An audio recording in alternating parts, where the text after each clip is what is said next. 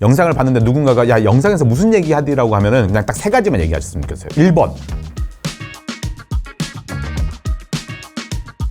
저는 펜을 만드는 마케팅이랑 인스타그램 심리학을 쓴 문영호 작가라고 합니다. 창업을 하신 지 얼마 안 되시는 분들한테 도움을 드릴 수 있는, 특히 마케팅적인 부분에서 도움 드릴 수 있는 그런 얘기를 좀 했으면 좋겠다고 요청을 받고 나오게 됐습니다. 제가 많은 사업자들한테 얘기하고, 사실 이제 진짜 제가 좋아하는 동생이 창업을 한다고 하면 해주고 싶은 얘기가, 소비자들은 가장 좋은 제품을 사는 게 아니라 가장 좋다고 믿는 제품을 사는 거, 이 얘기를 해주고 싶어요. 많은 사업가들이 사실 시간을 봤을 때 10시간이 있으면은 보통 9시간을 좋은 제품 개발하는 데 씁니다. 그리고 1시간을 직원과의 관계라든지 제품을 알리는 데 쓰는데, 사실 이게 틀렸다고 말은 못하지만 사실 중요한 거는 제품을 알리고 고객들에게 우리 브랜드가 존재함을 인지시키는 게 되게 중요해서 10시간 중에 5시간은 좋은 제품 만드는 데 쓰고, 나머지 5시간은 우리 제품이 좋다고 고객들한테 설득하고 그다음에 제품을 알리는데, 소위 말하는 걸 마케팅적인 영역에 시간을 썼으면 좋겠다, 그 얘기를 해주고 싶습니다. 제가 쉽게 얘기를 해줄게요. 고객들이 제품을 구매를 할 때 세상의 모든 제품을 검색하지 않아요. 그러니까 보통 소비자들이 쉽게 얘기해서 여행을 간다고 쳐봅시다. 그럼 여행을 가기 위해서 이 사람은 네이버를 가거나 인스타그램을 가거나 유튜브를 가요. 그러니까 우리가 고객의 구매 검색 과정이라고 하는데, 그 과정 속에서 우리 브랜드가 노출되는 게 되게 중요하거든요. 근데 사실 이걸 다 잊고 그냥 오로지 좋은 여행 상품 만드는 데만 집중하는 거예요. 그리고 뭘 생각하냐면은 언젠가는 고객들이 알아줄 거고 언젠가는 입소문이 난다고 하는데, 사실 그런 경우는 매우 드뭅니다. 많은 이 창업가들이 분노하고 계십니다. 우리 제품이 이렇게 좋은데 왜 안 팔리냐? 우리 제품이 이렇게 좋은데. 중요한 거는 고객들의 검색 과정 속에서 노출되지 않고 고객들한테 이 제품을 샀을 때 실패하지 않을 거라는 확신을 주지 못하기 때문이에요. 소화기를 살 건데 하나는 리뷰가 30만 개예요. 하나는 소화기가 10개예요, 리뷰가. 그럼 뭐 사겠습니까? 로 물어보면 많은 사람들이 30만 개를 픽해요. 되게 웃긴 거 뭐냐면은 여기서 아무도 저한테 어느 소화기가 더 좋냐고 물어보잖아요. 우리는 많은 사람이 선택을 했으면은 실패하지 않을 거라는 확신을 갖죠. 그래서 그럼에도 불구하고 우리가 좀 더 강력하게, 리뷰가 아님에도 불구하고 고객들이 구매할 이유가 있으면은 고객들은 이걸 구매를 해요. 쉽게 얘기할게요. 우리가 마케팅 용어로 우리가 이거를 RTB라는 표현을 쓰거든요. Reason to Believe나 Reason to Buy인데, 우리 고객들이 사실은 구매를 할 때, 제가 봤을 때 개인적인 생각에는 사야 될 이유가 몇 개냐가 되게 중요한 것 같아요. 그러니까 그 사야 될 이유 중에 리뷰를 활용할 수도 있고, 사야 될 이유 중에 고객들의 문제를 해결하는 걸 얘기할 수도 있고, 사야 되는 이유 중에 디자인도 얘기할 수 있는데, 제가 창업자들한테 좀 간절히 부탁드리는 게 생산자나 판매자의 관점이 아니라 소비자의 관점에서 봤으면 좋겠어요. 다들 기술 발전에 의해서 제품이 다들 좋아졌고 다들 친절한 CS를 갖고 있어요. 그러면 사실 이건 차별화가 되지 못하거든요. 그래서 이거를 뛰어넘는 고객들이 사야 될 이유를 봐야 되는데, 내가 과연 이 제품을 사야 될 이유가 뭐냐? 여러분 사실 영상 보시면서 지금 한번 적어보세요. 대부분 여러분 사실 죄송한데 많이 없어요. 그냥 우리 제품 좋아요? 뭐예요?인데, 이게 사실 많으면 많을수록 고객들이 구매할 이유가 더 많아지는 거예요. 아까 앞서서 얘기를 했는데 사람들이 그 생각을 해요. 소비자들은 가장 좋은 제품을 선택할 거라고 하는데, 사실 고객들은 아까 말씀드렸듯이 가장 좋다고 믿는 제품을 구매를 해요. 초기 창업자들이 실수하는 건 내가 하나만 이제 심리적으로 말씀을 드릴게요. 우리가 누적 이익 효과라고 얘기를 하는데, 우리 쉽게 봅시다. 여러분이 도너츠를 팔아서 이제 소비자한테 팔 거예요. 그래서 도너츠를 여러분들이 블라인드 테스트 하는 거예요. 한 명 앉혀놓고 키드하고 크림이랑 본인이 만든 도너츠가 있어. 그래서 소비자한테 이렇게 줍니다. 그럼 소비자가 먹어봐요. 그래서 이걸 여러 개 실험을 하면은 모든 소비자들이 우리 도너츠가 제일 맛있다고 인지를 해주잖아요. 그럼 우리는 이제 창업가들이 되게 신이 나요. 소비자들은 우리 브랜드를 선택했으니 나는 시장에서 이길 거야 라고 나가는데, 이게 안 되는 이유를 말씀드릴게요. 우리가 사실 소비자들이 아까 그 상황에서는 개인의 취향이 많이 발동을 해요. 그래서 우리가 초기에 우리가 이제 시제품을 만들고 고객들한테 물어볼 때 이거 살 거냐 좋냐라고 물어보면은 사람들이 좋다고 얘기해요. 시점 좋으니까. 딴 경쟁 제품보다 괜찮아요. 근데 문제는 왜 우리가 이 인간의 그 제품의 성공을 예측하기가 힘드냐면은, 여기서는 개인의 취향이 발동을 하는데, 이제 이게 실제로 시장에 나왔을 때 고객들이 구매를 할 때 뭐가 영향을 미치냐면은, 이 제품이 실제로 좋았다고 내가 했지만 시장에서 볼 때 인기가 많은 제품이라고 하면은 우리 인간들은 개인의 취향이 아니라 많은 사람의 취향을 따라갑니다. 그러니까 사업하면서 이걸 꼭 알아야 되는 게 이분들이 이제 힘들어하는 게 이거거든요. 아니 경쟁 제품들하고 블라인드 테스트해서 우리 거 좋아요라고 하면 분명히 소비자는 좋다고 했어요. 구매할 거냐고 물어보면 구매한다고 얘기를 했습니다. 근데 문제는 시중에 내놨을 때는 사람들은 구매를 하러 갔을 때 인기 많은 제품을 선택한다는 거예요. 그러니까 이걸 꼭 인지하셨으면 좋겠어요.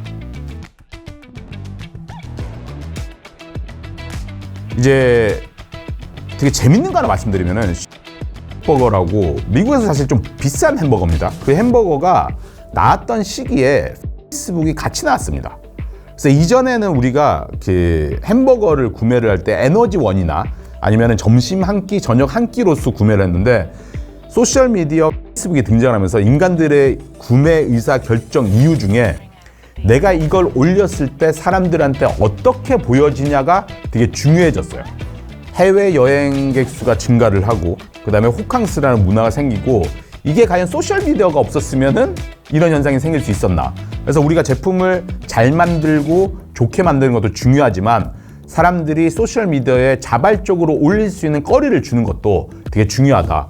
인간들이 이게 있습니다, 여러분. 처음에 악감정을 가지지 않는 이상은 보통은 많이 보면은 그 브랜드에 대한 호감도가 높아져요. 쉽게 얘기를 해볼게요. 저 같은 사람도 결혼을 할 수 있는 이유가 뭐냐면은 제가 사실 첫인상으로 사람들한테 이렇게 호감을 준 적은 거의 없습니다. 근데 저랑 사귀었던 분들을 되돌아보면은 저랑 오래 만나고 6개월, 1년이 지나고 저와 사귄다는 결정을 해주셨거든요. 그 이유가 사람들, 인간들은요, 소비자들은요, 많이 보게 되면 호감도가 높아집니다. 아까 말씀드린 단, 처음에 악감정이 있지 않는 이상은. 그래서 SNS에서 우리 브랜드들이 소비자들에게 많이 노출되는 게 중요한 게 많이 노출될수록 브랜드 호감도가 높아지고 이거는 매출이랑 연결이 됩니다. 그 다음에 SNS가 중요한 이유가 뭐냐면은 우리가 이런 얘기를 해요. 정보가 너무 많으면 정보가 없다라고 얘기를 하거든요. 실제로 그 실험이 있습니다. 잼을 17개를 소비자가 선택을 하게 하거나 아니면 3개를 선택하게 했는데 우리 생각에는 잼이 17개면 다양한 옵션과 선택지가 존재하니 사람들이 17개일 때 구매를 더 잘할 것 같은데 의외로 연구 결과는 잼이 3개일 때 구매 전환율이 훨씬 더 높아졌대요. 그러니까 사람들이 17개 있으면은 선택을 망설인대요. 그래서 사실 우리가 공급 과잉 시대가 되면서 제품이 엄청 많았어요. 우리 그냥 여러분 검색 한번 해보세요. 샴푸 검색해보세요. 몇 개 있는지. 파운데이션 검색해보세요. 그러니까 너무 많아요. 사실 너무 많으니까 소비자들이 구매 자체를 망설이게 되는데 이제 인플루언서의 역할들이 중요해진 게 사실 여러분들이 인플루언서들이 뭔가를 판다고 생각하는데 맞아요. 파는 건 맞는데 이들이 하는 역할이 뭐냐면은 너무 많은 제품들 중에 이 사람들이 선택이라는 거를 대신해 주는 거예요. 선택에 관해서 내가 돈을 지불하더라도 저 인플루언서가 중간에 수익을 창출하는 걸 알겠지만 선택에 대한 감사함의 표현을 지불하는 거예요. 사람들이 구매하는 형태가 단순하게 내가 결정하는 게 아니라 그 선택에 관해서 인플루언서들에게 맡기고 우리는 그 인플루언서들이 활동하는 소셜미디어에 영향을 받기 때문에 SNS가 중요해진다. 그 얘기를 해드리고 싶은 겁니다. 저희가 이제 초기 창업자분들한테 제가 꼭 드리는 말씀인데 여러분들도 아마 이 일이 생길 거예요. 저는 개인적으로 영어 학원을 운영하고 있으니까 무슨 일이 생기냐면은 학생은 되게 많고 매출도 되게 높은데 렌트비 내고 직원 월급 내고 강사 월급 주고 뭐 이거 그냥 낼 거 내고 나면요 여러분 되게 놀랍게도요 돈이 거의 남지 않습니다. 근데 비단 이게 저만의 문제가 아니라 많은 사업하시는 분들이 처음에 매출만 보고 달리다가 어느 순간 올라오면 깨닫는 게 수익이 없어요. 근데 중요한 거는 이제 제가 이제 드리고 싶은 말씀이 그럼 수익을 높이기 위해서 우리가 사실 처음에 좀 고민하는 게 필요한데 사업하시는 분들한테 내가 이 얘기를 드리고 싶어요. 과연 소비자들은 가격에 민감할까 안 민감할까? 저는 개인적인 생각에 소비자들이 가격에 민감하기도 하지만 둔감하다고 생각을 하거든요. 그러니까 일단 순수익을 높이려면 사실 가격을 좀 높여야 되는데 저는 높인다는 표현을 안 쓸게요. 그냥 우리는 사업자로서 우리의 제품의 가치를 알아주는 사람을 찾고 그 사람들에게 우리가 마진을 남겨서 우리 직원들한테 복지도 해줄 수 있고 마케팅 비용도 쓸 수 있고 그다음에 고객들한테 다시 돌려주기 위한 순이익 확보가 중요한데 그러기 위해서 가격을 높여봐야 되겠죠. 근데 고객한테 가격을 높게 받으려면은 이제 가격에 관한 것들을 우리가 전략적으로 수립을 할 수가 있는데 여러분 재밌는 얘기 하나 해드릴게요. 이게 댄 에리얼리라고 행동경제학으로 유명한 교수님이 테스트를 한번 했어요. 미스트라는 잡지에 관한 실험인데 옵션을 3개를 만듭니다. 하나는 온라인 50불이고 그 다음에 오프라인으로 잡지로 실물로 받으면 100불이에요. 50불 100불이에요. 근데 세 번째 옵션은 뭐냐면은 온라인하고 오프라인을 동시에 했는데 이 가격도 똑같이 100불입니다. 50불 100불 100불이에요. 온라인 50불 오프라인 100불 온라인 오프라인 100불. 이렇게 했더니 실험의 결과가 정확한 데이터는 기억 안 나요. 대충 이 정도입니다. 50불짜리를 선택한 사람이 20%였고요. 그 다음에 100불짜리 온라인 오프라인을 옵션 3을 선택하는 사람들이 거의 80%였어요. 그러면은 사실 중간을 선택하는 사람이 없잖아요. 그럼 옵션에서 이걸 빼야 되는 거 아니냐라고 하는데 실제로 이 교수님이요, 이 옵션 2를 빼고 실험을 다시 해봅니다. 그래서 옵션 1은 온라인판 50불, 그 다음에 온라인과 오프라인 합쳐서 100불을 했는데 되게 재미있게 80%가 100불을 구매를 했었는데 이 과정 속에서는 대부분의 사람들이 이 50불짜리를 선택합니다. 여기서 말하고 싶은 게 이거예요. 우리 인간들은 가격이 비싸고 싸다라고 하는 걸 보통 비교를 통해서 이루어집니다. 첫 번째 실험에서 두 번째 옵션이 존재하는 거는 사람들한테 가격의 기준을 정해주는 거야. 사람들은 옵션 3을 선택하면 옵션 2를 공짜로, 옵션 1이나 2 중에 공짜로 받게 되는 거고, 만약에 두 번째 실험에서 옵션 1과 3가 있는 경우는 우리가 공짜로 뭘 얻는다거나 이익이나 손해에 관해서 발생하는 심리적인 요인이 없기 때문에 그 사람들은 50불짜리 쓰는 거예요. 내가 하고 싶은 얘기가 이겁니다. 우리가 무작정 가격을 제 가격을 받지 못할 거라고 스스로가 선을 정해요. 그러고 순이익을 제대로 내지 못하고 끊임없이 왜 돈을 못 벌지라고 고민합니다. 그래서 이런 가격적인 부분에 있어서 무조건 비싸면 안 돼. 제가 말하는 건 폭리일체라는 게 아니에요.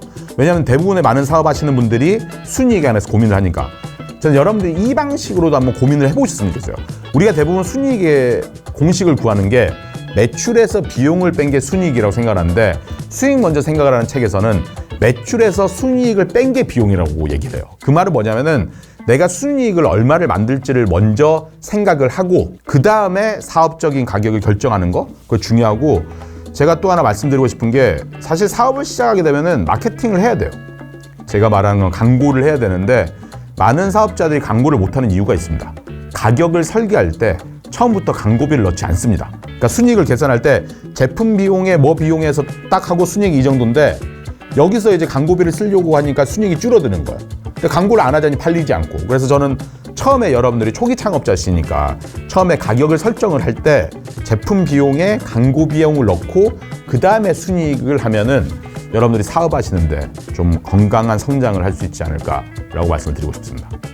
대기업들의 마케팅 전략이 뭐냐면은 작은 마진에 광고비를 써서 많은 사람들에게 팔아서 이 정도의 순수익을 만들어내요. 근데 초기 창업가분들을 뵈면은 제가 전략을 물어봐요. 어떤 마케팅 전략입니까? 그랬더니 마진을 크게 받지 않고 그냥 조금 해서 많이 팔아서 많은 수익을 창출할 거라는데, 소름 끼치는 게 대기업 전략을 똑같이 하려고 하는데 여기서 초기 창업자들이 관가하는 게 있습니다. 우리는 대기업처럼 광고비를 쓸 수 없고 대기업처럼 솔직히 많이 팔 수가 없습니다, 여러분. 그럼 우리가 해야 되는 건 뭐냐면은 사실 조금 팔더라도 어느 정도의 우리가 원하는 순수익의 폭을 정하고 가야 되는데 그냥 우리는 일단은 싸게 팔면 좋은 거라고 생각해요. 간다 마사노리 아저씨가 쓴 책이 있는데 그 책에서 하는 얘기를 해드릴게요. 싸게 파는 거는 그분이 이렇게 얘기했어요. 바보도 할 수 있다. 우리의 바보 같은 전략보다 더 바보 같은 전략을 쓰는 사람은 무조건 등장을 하고 손해를 보면서 파는 사람이 등장을 한다는 거예요. 그래서 이 간다 마사노리 아저씨가 얘기하고 싶은 거 뭐냐면은 무조건 싸게 팔 생각을 하지 마라. 당신의 가치를 인정해주는 사람을 찾고 그 가치에 관해서 기꺼이 지불해 줄 수 있는 사람을 찾아라. 저는 솔직히 말해서 이 영상에서 전체에서 사실 이것만 기억하셔도 될 것 같아요. 많은 사람들이 매출을 많이 일으키려고 노력을 하잖아요.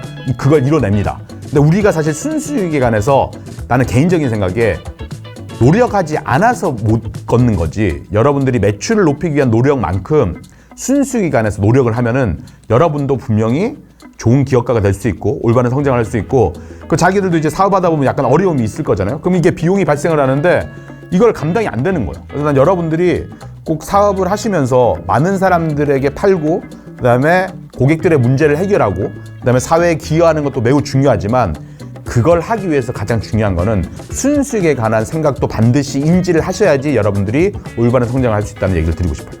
제가 이제 순수익에 관해서 얘기를 하면요, 여러분. 제가 이렇게 강의를 하면 보통 여러분 재밌게 A하고 B그룹이 있습니다. 여러분 순수익이 중요합니다라고 하면 A그룹은 어떻게 하는지 아십니까? 그러니까 네 강의 잘 들었고 나 국밥 팔고 있는데 순수익 높이려면 국밥 2만 원 받아야 되는데 그게 가능하냐?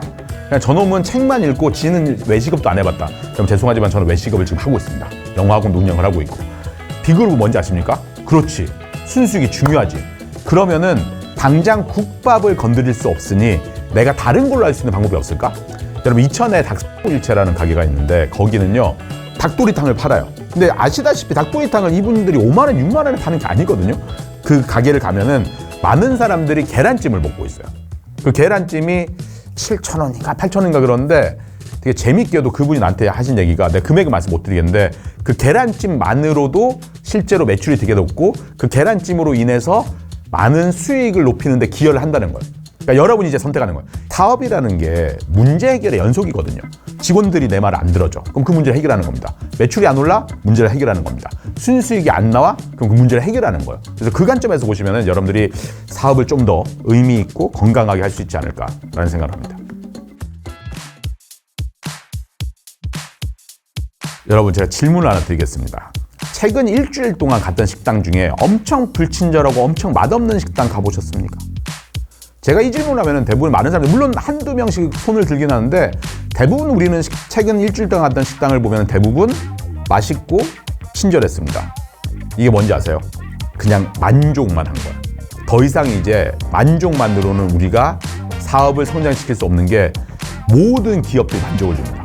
그러니까 외식업 하시는 분이 나한테 물어보는 거예요. 대표님, 내가 그 식사가 끝나고 물어봅니다. 고객들한테 맛있었냐? 얘라고 대답한대요. 친절했냐? 얘라고 대답한대요. 그러고 오지 않는데요. 그럼 내가 말씀드렸죠. 그 이유 때문입니다. 저 고객은 맛있고 친절한 거 이상의 가치를 못 느꼈기 때문에 이거는 어디 식당을 가도 느낄 수 있으니까. 저희가 욕쟁이 할머니들 족발집 이런 데 가서 욕을 한다고 컴플레인이 안 나옵니다. 왜? 욕먹기 싫은 사람들은 안 왔겠죠. 근데 욕먹을 걸 우리가 예상하고 한 거예요. 제가 지금 이 촬영을 하면서 만약에 여러분한테 욕설을 쓰잖아요. 촬영이 중단될 거고 뭐 저기서 내용 증명을 보낼 수도 있어요. 근데 만약에 이 강의 컨셉 자체가 욕쟁이 마케터의 욕하는 강의라고 하면요. 싫은 사람은 안 듣겠지만 이게 컴플레인이 안 일어납니다. 반대로 얘기할게요. 고객들한테 만족을 넘어서서 추억을 주는 거는 고객들이 예상치 못한 즐거움을 느낄 때 고객들은 여기서 추억을 느끼고 고객이 아니라 팬이 됩니다. 안양에서 되게 줄 서는 집이고 되게 장사가 잘 되는 집인데 그 집이 잘 됐던 이유 중에 하나는 일단은 등갈비를 먹어요. 맛있어요. 맛있는데 가게에서 밥을 먹고 딱 나오면은 앞에 인력거가 하나 있습니다. 그래서 여기까지 사장님이 물어봐요. 식사 맛있게 하셨어요? 네. 혹시 여기 가시나요? 네. 그럼 제가 인력거로 태워드릴게요 라고 얘기를 합니다. 그래서 실제로 인력거를 타고 여기까지 태워다 줘요. 여러분이 한 번이라도 살면서 내가 등갈비를 먹으러 가서 인력거를 탈 거라고 예상해 본 적 있습니까? 없죠. 여기서 만족을 넘어서 추억이 되는 겁니다. 그래서 이 가게가 잘 되는 거예요. 여러분들이 한번 사업을 한번 돌아보세요. 고객들이 여러분의 제품을 사고 만족만 주고 있는지 아니면 예상을 넘어서는 추억을 주는지. 제가 영어학원을 운영을 하고 있는데 어린이들 영어학원이 성인학원을 같이 하고 있습니다. 어린이 학원 어머님들한테 저희가 5월 달에 이런 이벤트를 한번 했습니다. 깜짝 이벤트인데 24개월 이상 보내신 어머님들한테 작년에는 사실 우리가 꽃꽂이 클래스를 했고 이번에는 케이크 클래스를 했는데 5월에 가정의 달이니까 주위 분들한테 꽃 선물할 일 많으신데 이거를 그냥 사서 하는 게 아니라 우리 학원에 와서 꽃꽂이 클래스를 들으시고 본인이 맞는 꽃을 선물하는 거 어떠세요? 라고 저희가 이벤트를 한번 한 적이 있어요. 근데 생각해 보세요. 이 어머님도 그 얘기를 하는 거예요. 우리 애를 학원을 그렇게 많이 보내봤는데 학부모를 모셔다가 꽃꽂이 클래스를 열어주고 케이크 클래스를 열어준 데는 처음이라고 하는 거예요. 사실 이게 비용적인 측면에서 여러분 큰 돈 드는 거 아니거든요. 근데 사람들한테 뭐예요? 시나리오를 깨는 거예요. 영어 학원에서 꽃꽂이 클래스를 열어줘, 케이크 클래스를 열어줘. 한 350명 이상 다니고 있으니까 작은 학원 아니거든요. 근데 저희가 하는 일은 이거예요. 어떻게 하면 고객들한테 예상치 못한 걸 줄까? 실제로 영국에 되게 유명한 커피 브랜드가 있는데 거기는 이제 이런 식으로 합니다. 우리가 스타벅스를 가서 커피를 시키면은 골드 그 스타를 12개를 보면 저희가 무료로 음료수를 받잖아요. 근데 그 심리학적인 그런 연구들에서 보면은 뭐라고 얘기하냐면은 우리가 별 12개를 받았을 때 커피 한 잔을 먹는 거에 관해서 감사하는 고객은 거의 없대요. 나의 당연한 권리라고 생각한대요. 근데 그 커피숍은 되게 재밌게 매니저들한테 쓸 수 있는 일정 비용을 준대요. 그럼 자기가 그 돈을 쓸 수 있는데 예를 들어서 진짜 실제로 이렇대요. 단골 손님이 왔는데 오늘 조금 표정이 어둡게 왔어요. 근데 매니저가 커피를 탄 다음에 커피를 딱 주면서 오늘 커피는 저희 가게가 드릴게요. 대신 내일은 오늘 좀 얼굴이 좀 어두우신데 내일은 즐거운 표정으로 오셨으면 좋겠어요. 자, 똑같이 무료로 줬어요. 스타벅스도 무료로 줬고 여기도 무료로 줬어요. 여기는 사실 사람들이 고마워하지 않는데 여기는 사람들이요 감동을 받아요. 왜요? 예상치 못했던 일이 벌어졌으니까. 사업하시면서 내가 순수익 얘기도 했는데 여러분들이 지금 사업하시면서 가장 중요하게 생각해야 되는 거는 고객들한테 어떻게 예상치 못한 즐거움을 줄 것이냐. 제조업 하시는 분들이 저한테 질문하거든요. 네 강의 잘 들었습니다. 근데 우리는 제조업이라서 안 된다고 얘기하는데 여러분 잘 봅시다. 제가 펜을 만들자고 하는 거는 내가 말하는 펜의 정의는 우리 제품의 구매를 결정하는 사람입니다. 여러분이 사실 독보적인 기술이 있으면 이런 고민 안 하시겠죠. 근데 사실 기술적으로 비슷비슷하면은 구매 담당자 입장에서는 어떤 걸 선택하겠습니까? 저 같은 경우는 구매 담당자가 어떤 고민이 있는지 아니면 이걸 하면서 어떤 부분을 도움을 줄 수 있는지 나를 선택하게끔 위해서 저 사람이 업무를 하는데 도움을 줄 수 있는 거고 우리가 그 제품을 납품하면서 이분의 회사가 성장하는데 도움을 줄 수 있는 부분을 가외로 주는 거죠. 제가 그래서 인테리어 하시는 분들한테 그 얘기 하거든요. 많은 사람들이 인테리어적인 측면만 보고 하는데 제가 아는 인테리어 회사는 식당 같은 외식업을 오픈을 하면은 처음에 네이버 광고 세팅이라든지 이런 거를 해줘요. 그럼 소비자 입장에서 봅시다. 모두가 인테리어를 잘해. 물론 독보적으로 잘하는 사람은 그걸 하겠지만 만약에 외식업을 하는 사람 중에 인테리어의 기술이 비슷비슷하다고 인지가 되면은 어쨌든 선택할 이유가 하나라도 더 있으면 하는데 내가 가게를 오픈했을 때 어떻게 우리 가게를 알리지라고 고민을 하는데 이 인테리어 회사는 그 고민에 나의 고민의 문제를 해결해 준대. 예상치 못했던 거죠. 사실 사업하면서 요새 느끼는 건데 선택을 당하는 문제예요. 우리는 이게 이전에는 생산자가 파워가 있었죠. 왜냐면 수요와 공급을 봤을 때 옛날에는 수요가 이만큼 있고 공급이 이만큼 있었어요. 그럼 공급자, 생산자가 힘이 있을 수밖에 없어요. 그러니까 우리는 사실 옛날에는 우리 안 친절해도 되고 추억 이런 거 신경 안 써도 됩니다, 여러분. 근데 지금 세상이 어떻게 됐죠? 공급 과잉 시대 들어보셨죠? 수요는 이만큼인데 오히려 공급이 늘어났어요. 여러분은 여기 계세요, 지금. 그럼 여러분들은 항상 고객 입장에서 이쪽 입장에서 봐야 돼요. 내 입장이 아니라. 내가 고객이라면은 옵션이 이렇게 있는데 과연 나를 선택할 이유가 뭘까? 저는 거기서 가장 중요한 게 추억이라 생각하고 팬덤을 가지게 되면은 고객들이 가격에 대한 민감도가 좀 덜해집니다. 그러면은 제가 늘 말씀드리면 풍리를 취하라는 게 아니라 고객들이 우리 팬덤이 생기게 되면 우리 가치를 인정해주고 우리 가치에 관해서 기꺼이 즐거운 마음으로 지불을 하게 되거든요. 워렌 버핏이 투자를 할 때 저는 그 얘기를 들었어요. 그 중요한 조건 중에 하나가 가격 결정권을 누가 갖고 있냐. 우리 솔직히 말해서 이제 가격으로만 내세우는 경우는 사실 가격 결정권을 소비자가 갖고 있거든요. 근데 우리가 소위 말하는 명품들 있죠. 가격 결정권 누가 갖고 있습니까? 가격 그거 10,000원, 20,000원 뭐 가방 올린다고 그 금액이 바뀝니까? 근데 여러분들이 럭셔리의 영역으로만 생각하시는데 우리가 브랜드를 나눌 때 그런 럭셔리 브랜드가 있고 일반 브랜드가 있고 중간에 프리미엄 브랜드들이 있어요. 햄버거로 치면은 아까 말씀드린 거, 화장품으로 커피숍으로 치면은 저가 경쟁을 하지 않고 있는 박스. 얘네들은 이제 프리미엄 브랜드라고 하는데 얘네들도 가격 결정권을 자기가 갖고 있어요. 물론 여기서 반박을 하겠죠, 저한테. 스타벅스 200원 올라서 전 안 간다고 하면 어쩔 수 없는데 통상적으로 우리가 봤을 때 이 아이들은 100원 올린다고 소비자가 이탈하지 않거든요. 그래서 여러분들이 사업을 하시면서 내가 그냥 가격만 내세우는 일반 브랜드가 될 것인가 아니면은 프리미엄 브랜드가 될 건지는 여러분이 잘 고민을 해보셨으면 좋겠어요. 사람들이 이전에는요 아시다시피 오프라인에서 구매를 많이 했는데 여러분 한번 떠올려보세요. 지난 일주일 동안 구매를 대부분 어디서 했는지.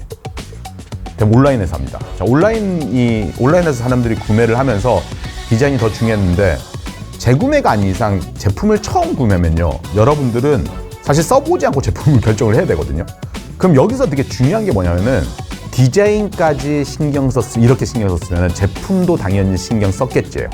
우리는 온라인에서 제품을 구매할 때 신발을 사건 가방을 사건 사실 실착을 해보지 않고 써보지 않고 리뷰를 보고 상세 페이지를 보고 구매를 결정해야 되는데 심리학자가 얘기한 것 중에 이게 있어요. 사람들은 디자인을 보고 제품의 질과 연관을 시킵니다. 신뢰도랑.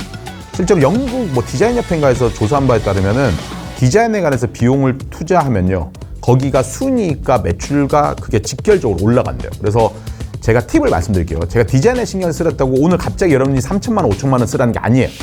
여러분들한테 내가 드리고 싶은 팁은 뭐냐면은 명암 하나부터 바꿔보는 거예요. 그 디자인의 변화를 느껴보시고 그렇게 해서 차츰차츰 디자인에 신경을 쓰셔서 여러분들이 이걸 잊지 않으셨으면 좋겠어요. 소비자들은 가장 좋은 제품을 사는 게 아니라 가장 좋다고 믿는 제품을 사는데 디자인에 신경을 썼으면 제품도 좋을 거라고. 아마 공감 가게까 한마디 더 드릴게요. 여러분들이 커피숍을 이렇게 가다가 예쁜 커피숍 있잖아요. 여러분이 그러면은 가고 싶다는 생각이 드는데 그 기저에 깔려있는 게 이겁니다. 야, 디자인하고 로고를 저렇게 신경 썼으면 커피 맛도 엄청 신경 썼겠지. 저기서 만든 커피 먹어보고 싶다. 그게 소비자가 제품을 구매하기 전에 느끼는 감정들이고 심리적인 내용이기 때문에 이 부분을 조금 더 진지하게 고민해 보시고 디자인에 좀 더 신경 쓰시면은 여러분들이 매출 높이시는데 좋은 마케팅을 하는데 큰 도움이 될 것 같습니다. 사실은 여러분들이 사업을 잘하고 싶잖아요. 제가 그냥 제 인생에 바뀐 계기가 사실 저희도 학원을 하다가 처음에 학생도 안 모이다가 올라가게 된 계기가 뭐냐면은 아는 분이 책을 선물해 주셨어요. 책을 선물했는데 그 책의 내용 중에 이게 나옵니다. 모든 잘못은 사장 탓이다. 근데 이것뿐만 아니라 일본에서 제조업이라든지 일본에서 이제 유명한 사장님들이 쓰신 책들을 보면은 극단적으로 이런 얘기까지 합니다. 비가 와도 사장 잘못, 눈이 와도 사장 잘못이다. 이게 실제로 진짜 잘못이 아니라 사업을 하는 데 있어서 억지로라도 사장이 잘못했다고 생각을 해야지 사업을 개선시킬 수가 있는데 잘 봐요. 이제 제 얘기를 해드릴게요. 이렇게 해도 되는지 모르겠지만 옛날에 강사가 와서 수업을 못해서 컴플레인이 나오고 환불이 나오면은 저희는 옛날에 강사 욕을 했습니다. 와이프랑 저랑. 근데 그 책을 읽고 나니까 이게 모든 게 대표 잘못이라고 생각하니 그 직원을 누가 뽑았습니까? 제가 뽑았습니다. 그 직원이 맞는 잘할 수 있는 영역에 꼽아줬나? 아니거든요. 그 직원이 일을 잘할 수 있고 동기부여를 했나? 물론 제가 말하는 거는 안 맞을 때는 서로 좋게 얘기를 해서 빨리 헤어지는 것도 좋은 방법이에요. 그러니까 제가 일단은 말하고 싶은 포인트는 이겁니다. 그 직원을 내가 뽑았어요. 그러니까 이전에는 내가 그 직원을 욕을 했는데 이제 이게 내 잘못이라고 생각하니까 처음에 직원을 선발할 때부터 엄청 신경 쓰게 됩니다. 왜? 내 잘못이니까. 직원이 일을 못하잖아요? 그럼 이 직원이 일을 못하는 게 아니라 내가 동기부여를 잘해주나? 내가 올바른 지시사항을 하느라고 그 관점에서 보는데 그러고 우리하고 매출이 올라갔어요. 똑같은 관점인데 여러분들이 마케팅 대행사를 쓸 거잖아요. 많은 대표님들이 나한테 얘기를 해요. 아, 대표님 마케팅 대행사 썼는데 효과도 없어요. 그 대행사 누가 선택했어요? 이게 대표님들이 마케팅 대행사를요 마법사로 생각해요. 내가 매출이 오르지 않는데 돈만 던져주고 마케팅 대를 쓰면 얘네들이 매출 높여준다? 절대 아닙니다. 솔직히 말씀드릴게요. 제 입장. 대표 수준에 맞는 직원이 오고 대표 수준에 맞는 대행사가 옵니다. 그 대행사 일 잘하게 하는 거 제가 솔직히 팁 하나 말씀드릴까요? 대행사 쓰면요, 대행사 직원은요, 저희가 뭐 예산을 100억을 쓰지 않는 이상은 이 대행사 직원은요 이미 업체 20개 관리하고 있는 사람이에요. 저는 그러면은 2주나 3주에 한 번씩 아무 이유 없이 스타벅스 쿠폰 그 4,500원짜리 그냥 아메리카노 하나 보냅니다. 얘도 인간이잖아요. 사람이니까 20개인데 그냥 제가 이것도 보내주고 하면은 좀 더 신경 써줍니다. 그러니까 그 관점에서 같이 일을 해야 되는데 자꾸 우리는 대행사나 직원을 마법사 취급을 해요. 내가 아무것도 하지 않고 도와주지 않는데 뭔가 매출을 일으킬 거라고. 절대 그렇게 생각하지 마시고 사업에서 일어나는 모든 일들은 억지로라도 대표 잘못이라고 생각을 해야 돼요. 그럼 진짜 여러분들은 사업적으로 성장할 수 있는 되게 좋은 모멘텀이 됩니다. 제가 이제 오늘 영상을 보시고 사람들한테 그냥 이렇게 정리를 해드리고 싶어요. 영상을 봤는데 누군가가 야 영상에서 무슨 얘기 하더라고 하면은 그냥 딱 3가지만 얘기하셨으면 좋겠어요. 1번 순수익이다. 그러니까 여러분들이 처음부터 순수익을 막 많이 벌라는 게 아니라 순수익의 중요성을 인지하셨으면 좋겠어요. 이거는 제가 정말 사업 선배로서 많은 제가 또래에서 사업하시는 분들이 보고 느낀 건데 일단 이 부분에 관해서 진지하게 초기부터 생각하셔야 되고요. 두 번째는 고객들한테 만족을 바라서는 안 됩니다. 만족을 넘어서는 추억을 줘야 되고 세 번째, 이 모든 일들에 잘 되건 못 되건 전부 다 대표 잘못입니다. 여러분들이 오늘 직원분들이 말을 안 듣고 매출이 안 오르고 여러 가지 속상한 일이 있는데 사실 여러분은 바꿀 수 있지만 여러분이 직원 못 바꿉니다. 외부 환경 못 바꿉니다. 사실 여러분들이 이게 궁여지책으로 하는 건데 여러분 스스로 잘못이라고 억지로 생각하는 게 여러분들이 사업을 성장시키는데 가장 큰 도움이 되는 좋은 일 것 같습니다.